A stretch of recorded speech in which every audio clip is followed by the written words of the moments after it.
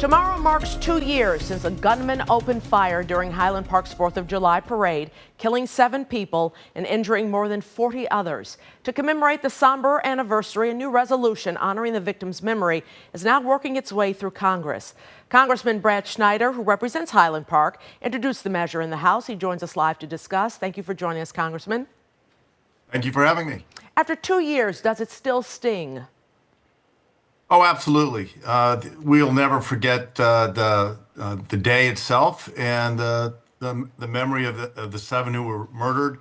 We lost 7 treasured souls in our community: Jackie, Katie, Arena and Kevin, Eduardo, Nicholas, and Stephen. But we also had more than 40 people injured, and every one of their lives has been dramatically changed. The community has been changed. The way we will always commemorate the 4th of July will be forever different. We will celebrate Independence Day, celebrate our community and the strength of Highland Park, but we will forever remember the 7 that were murdered and the impact on all those who were affected on that horrific day. Tell us about this resolution and what this means to you and to the folks of Highland Park. Well, the resolution is to commemorate the lives of those who were murdered, and let all those who were wounded, both physically, emotionally, know that we will never forget. We stand with them. It's to note the strength of Highland Park and express gratitude to all the communities around Highland Park who came together 2 years ago and supported us in a time of crisis, but have stayed together with us throughout our needs. And so we want to make sure that is a part of the permanent record. And that's what this resolution does. But how does this help? Would it be better to try to get some type of resolution to end gun violence or something like that? Well, this shows that we're not forgetting. Absolutely, we need to do more to reduce gun violence. 2 years ago, in the aftermath, remember the shooting in Highland Park followed the shooting in Uvalde and the shooting in Buffalo.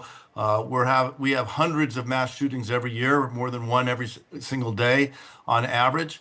And so we need to take action. 2 years ago, we passed the Safer Communities Act, a bipartisan bill to take some steps.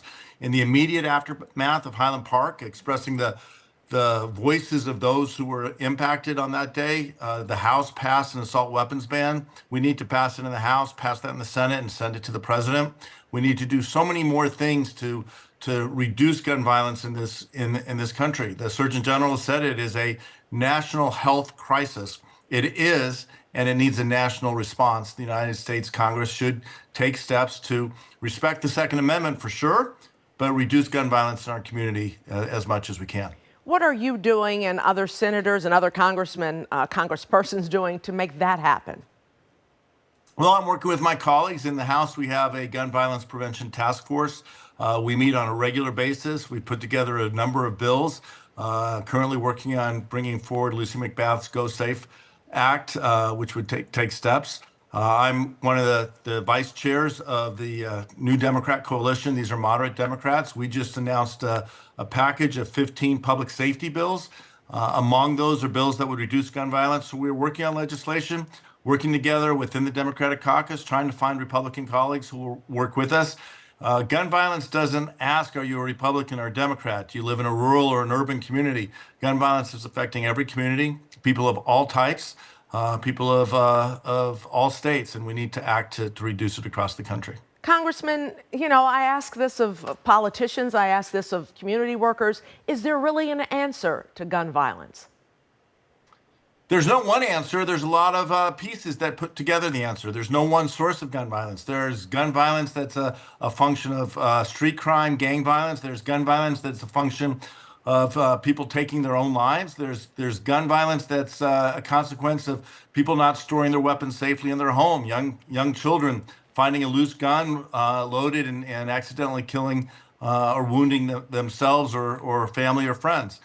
We need to address every single aspect of it, and that's why I have a bill, the Secure Firearms Act, which would require gun dealers to just put their inventory away at the end of the day, so there are fewer of these crash and grab events where someone drives a truck into the window of a gun store, grabs the guns, and is gone before the police can get there. We have legislation that would create incentives for people to secure their guns safely in their homes. We have to invest in mental health. That is a part of this. All of those have to come together. If we're going to reduce gun violence, we have to work as a country, again, across party lines, and do everything we can to make our communities safer, our schools safer, our parks safer. The story before we're talking now is about shooting in a park in Chicago. Everyone should be able to celebrate in a park, pray in a house of worship, go to school or go to a movie, and be confident that they're going to come home safely or their kids are going to come home safely. Congressman Schneider, thank you so much, and try to enjoy the holiday tomorrow. Thank you. We will. We'll remember those who are murdered. We pray for those who are survivors, and we will have a good holiday. Indeed. Thank you, sir.